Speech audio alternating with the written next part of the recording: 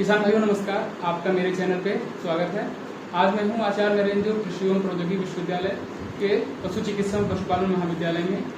आज हमारे बीच हमारे कॉलेज के अधिष्ठाता प्रोफेसर डॉक्टर आके जोशी सर मौजूद हैं।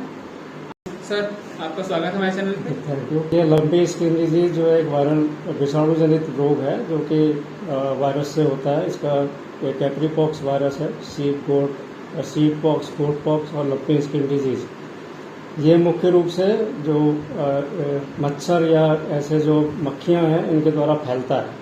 तो ये एक ऐसा जीवाणु जनित रोग है जो कि मक्खी या मच्छर से फैलता है। वैसे तो इसमें मृत्यु दर बहुत कम है, 5% से कम है, लेकिन इसकी जो रोग के बढ़ने की दर है वो बहुत ज़्यादा है। और हमारे देश में ये 2019 में प्रवेश किया था। ऐसा माना जाता है कि ये बांग्लादेश के रास्ते ज़्यादातर बीमारियां आती है, लेकिन ये बीमारी ऐसा माना गया है कि पाकिस्तान से होते हुए हमारे पास आई है। हमारे गुजरात में पहले केसेस मिले थे 2019 में, और धीरे धीरे ये राजस्थान में फैली है। फिर इसके इस समय पे उत्तर प्रदेश में बहुत सारे जिलों में ये लंपी स्किन बीमारी का प्रकोप है। इसमें ज़्यादातर जो हमारे गाय और भैंस, यही दो स्पीसीज हैं जो इससे अफेक्टेड होती हैं, जिनमें ये बीमारी होती है। ये बाकी और किसी पशु में और आदमियों में अभी तक इसका कोई भी केस रिपोर्टेड नहीं है। हम ये कह सकते हैं कि गाय और भैंसों की स्पेसिफिक बीमारी है जो कि इन्हीं दो पशुओं में पाई जाती है, अभी तक पाई गई है। इसकी मृत्यु दर इस बार के जो केस हो रहे हैं उसमें जो हमारी जो नॉर्मल जो इसकी बिहेवियर है उसके हिसाब से 5% से कुछ ज़्यादा लग रहा है, क्योंकि अभी मैं पेपर्स में देख रहा था कि राजस्थान में पिछले कुछ दिनों में ही करीब 1,500 पशु इससे कालग्रसित हो चुके हैं। उत्तर प्रदेश में भी मृत्यु दर ज़्यादा है, और क्योंकि ये विषाणु जनित रोग है इसलिए इसमें थोड़ा सावधानी बरतना जरूरी है। किसान भाइयों को इसके बारे में जानकारी प्राप्त होना चाहिए। तो सर, अगला क्वेश्चन हमारा ये है कि इसको पहचाने कैसे, किसान इसको पहचानेगा कैसे कि हमारे पशु को लंपी हो रही है या हो सकती है? ये देखिए, बहुत अच्छा प्रश्न है ये। इसमें बहुत दिक्कतें भी आ रही है इस समय पे। वैसे तो ये रोग बहुत दूर से आप देख करके समझ सकते हैं। शुरू में जब जानवर को बुखार आता है कुछ दिन, आंखों से पानी आने लग जाता है, और धीरे धीरे तीसरे या चौथे दिन से पूरे बदन में फफोले पड़ना शुरू हो जाते हैं, जो कि अगले 4 या 5 दिन में सूखने लगते हैं, और उसमें एक खुरंट जमा होती है जिसको स्कैब कहते हैं। वो खुरंट जब जमीन में गिरती है तो वही असली में इसको एक स्थान से दूसरे स्थान पर फैलने का कारण बनता है। लेकिन इस समय जो लंपी स्किन की बीमारी हो रही है, जो कि गांव के लोगों से हमने बात किया, जो हमको वो किया, इसको पहचानना बहुत मुश्किल हो रहा है, क्योंकि बहुत सारे जो पशु हैं उनमें पता नहीं लग पा रहा है कि ये लंपी स्किन शुरू हो गई है, और 1 हफ्ता, 1.5 हफ्ता, 2 हफ्ते तक जानवर बुखार से ग्रसित रहता है। उसके बाद ये जो इसके फफोले बदन के ऊपर दिखाई देते हैं वो देखने लगते हैं, और जब तक हमको पता चलता है कि ये लंपी है तब तक वो बहुत सारे जानवरों को इसको फैला चुका होता है। ये बहुत बड़ी दिक्कत है इसमें। तो इस समय किसान भाइयों को ये जरूर देखना चाहिए कि अगर उसके गाय और भैंसों में किसी तरह का बुखार है तो उसको तुरंत उस पर उनको कार्रवाई करने की जरूरत है। सर, अगला हमारा इसका क्वेश्चन ये है कि इसका पॉसिबल इलाज क्या हो सकता है और बचाव कैसे करें, इसके अपने पशुओं में फैलने से रोकें कैसे? देखिए, ये विषाणु जनित रोग है। आप जानते हैं विषाणु जनित रोग में कोई भी इलाज काम नहीं करता है, और जो मृत्यु दर होती है, जो जानवर मरता है, ये ज़्यादातर वो दूसरे जो बैक्टीरिया हैं, वायरस जो बैक्टीरिया हैं, पैरासाइट्स हैं, उनके लोड की वजह से जानवर की मृत्यु होती है। वायरस की वजह से मृत्यु नहीं होती है। तो इसमें जो भी जानवर आपको ग्रसित लग रहा है, जिसमें आपको इस तरह की लक्षण लग रहे हैं, उसको बुखार है, आंखों से पानी आ रहा है, दूध का प्रोडक्शन एकदम से कम हो गया है, और जानवर बहुत अपने को बेचैन महसूस कर रहा है, तो आप तुरंत उसको दूसरे जानवरों से अलग कर दीजिए, क्योंकि इसके कोई इलाज सच है नहीं।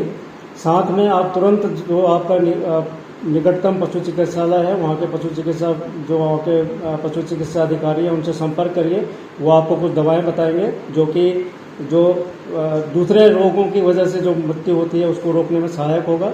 जानवर को खाना, चारा, दाना अच्छे तरीके से खिलाएं, पूरा उसको जो भी वो खाना चाहता है उसको दें, पानी पूरा दें, क्योंकि इस समय का मौसम आप देख रहे हैं बरसात का मौसम है, बहुत ज़्यादा नमी है वातावरण में, और ये सबसे अच्छा समय होता है विषाणुओं और जीवाणुओं को आगे बढ़ाने के लिए। तो इसलिए आपको विशेष रूप से सावधानी बरतनी है, और इसका जितना आप साफ सुथरा रखेंगे अपने आप को, और खास करके जो लोग दूध दोहते हैं उनको पूरी सावधानी बरतनी है। ऐसे किसी भी जानवर को दुहने के बाद दूसरे जानवर को धोने के पहले अपने हाथों को, अपने कपड़ों को, अपने सारी चीज़ों को बहुत अच्छी तरीके से साफ कर लें। अगर आपके हाथ में कोई गंदगी रहेगी तो वो जैसे ही आप दूसरे जानवर के पास जाएंगे वो दूसरे जानवरों में फैलेगी, और इसी तरीके से ये एक जानवर से दूसरे जानवर में अधिकतर फैलता है। तो ये सावधानियां आप बरतिए। जानवर को अच्छा चारा दीजिए, अच्छा खाना दीजिए, उसको दवा जो भी आपके पशु चिकित्सालय है वहाँ से संपर्क करके अच्छी दवा उसको समय से दीजिए, और जो भी सावधानियां हैं एक से दूसरे जानवरों में ना फैले, इसके लिए आप उनको समय समय रहते हुए करते रहें। सर, अभी आपने बताया दूध के बारे में, तो दूध से जुड़ा ही अगला सवाल ये है कि क्या जिस जानवर को लंपी हो गया है उसका दूध ह्यूमंस के कंजप्शन के लिए, इंसानों के कंजप्शन के लिए सुटेबल है, और क्या ये बीमारी, ऐसा बहुत सारे लोग बता रहे थे कि ये दूध के थ्रू इंसानों में फैल सकती है, तो इस पे थोड़ा ऐसा लोगों में देखो ये पॉक्स वायरस है। पॉक्स वायरस एक इनवेलेंट वायरस होता है, इसको ये दूध में आता है, ठीक है, लेकिन क्योंकि जानवरों से ये बीमारी आदमी में अभी तक ट्रांसमिट नहीं मानी गई है, इसलिए दूध से, क्योंकि देखिए हमारे भारतवर्ष में कोई भी कच्चा दूध नहीं पीता। अगर आपको दूध का इस्तेमाल करना है तो दूध को अच्छे तरीके से उबाल लीजिए, पूरा 10 मिनट तक उसको उबालिए। उबालने के बाद आप उसको पी सकते हैं, उससे कोई नुकसान नहीं है। और हाँ, जो बच्चों को आप दूध पिलाते हैं, जो बच्चियों को दूध पिलाते हैं, बछड़ों को दूध पिलाते हैं, उसको बंद कर दीजिए कुछ दिन, क्योंकि उनको दूध से ये फैल सकता है। इसलिए आपको सावधानी बरतनी है कि दूध को अगर आप मानव के इस्तेमाल के लिए, मनुष्यों के इस्तेमाल के लिए यूज कर रहे हैं तो उसको बहुत अच्छे तरीके से उबाल करके इस्तेमाल करें, और जब उनके जानवरों के लिए इस्तेमाल कर रहे हैं तो उसको इस्तेमाल करना बंद कर दें, क्योंकि जानवरों से जानवरों में ये दूध के द्वारा फैल सकता है। पशु आवास में साफ सफाई क्या रखें, क्योंकि हमारे किसी एक पशु में इन्फेक्शन फैल सकता है, इससे दूसरे में भी हो सकता है। तो पशु आवास में साफ सफाई के बारे में थोड़ा प्रकाश डालिए लंपी के एस्पेक्ट में। देखिए, इसमें बरसात का मौसम है और इस समय पे आपके वातावरण की नमी 70 से 80%, कभी कभी 90% भी हो सकती है, और ये सबसे अच्छा समय होता है जीवाणुओं के बढ़ने के लिए।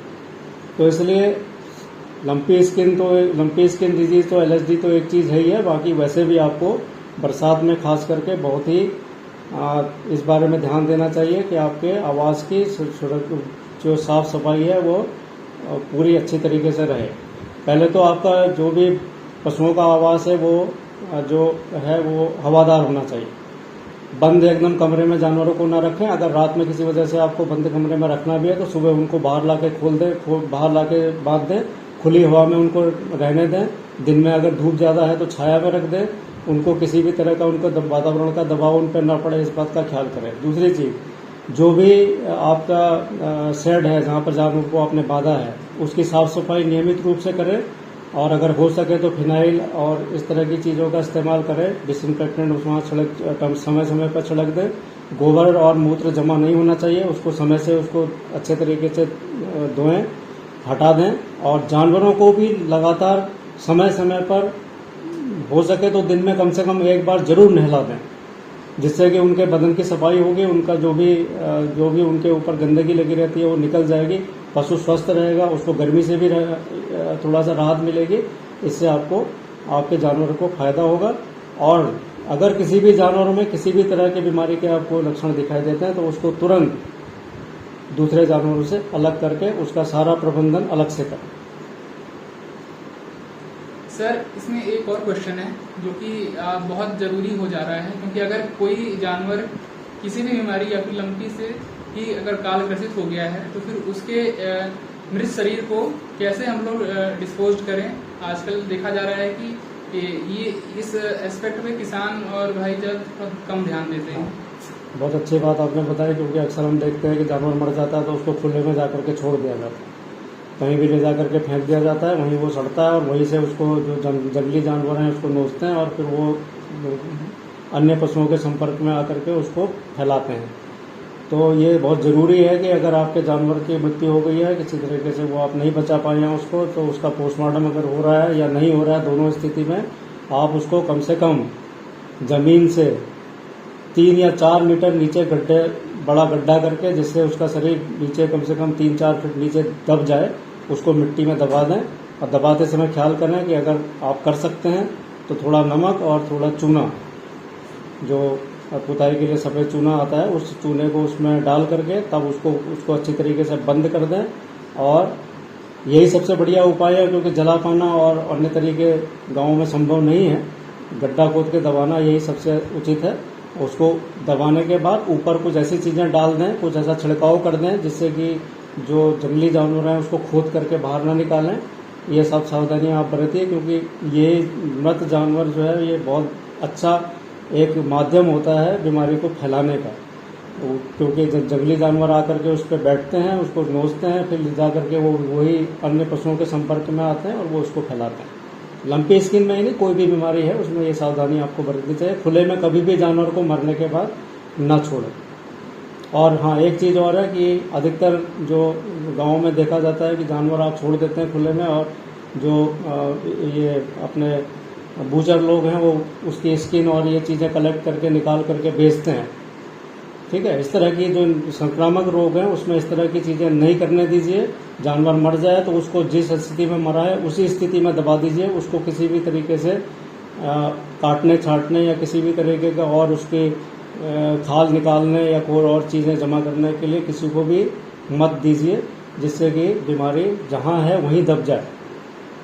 बहुत बहुत धन्यवाद सर। जैसा कि आपने देखा, सर ने लंपी स्किन डिजीज और भी अन्य बीमारियों के बारे में बहुत ही अच्छे से बताया। तो ऐसे ही ज्ञानवर्धक वीडियो देखने के लिए हमारे चैनल को सब्सक्राइब करें। बहुत बहुत धन्यवाद। धन्यवाद।